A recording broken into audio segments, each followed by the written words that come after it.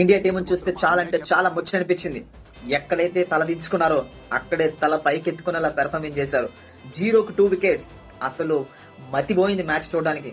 But నిజంగా వాళ్ళు నిలదొక్కునే విధానం, వాళ్ళు గేమ్ ప్లాన్ అద్భుతం, ఓ అమోఘం. అసలు నిజంగా ఈ మ్యాచ్ డ్రా అవుతాదా అన్నంత రేంజ్ నుంచి ఈ మ్యాచ్ ఖచ్చితంగా డ్రా చేస్తారు మన వాళ్ళు అన్నంత రేంజ్ లోకి తీసుకెళ్లారు. ఒకే ఇన్నింగ్స్ లో 3 సెంచరీలు. Unfortunately KL Rahul century miss అయింది. లేదంటే వేరే లెవెల్ టీం పెర్ఫార్మెన్స్ అని చెప్పుకోవచ్చు.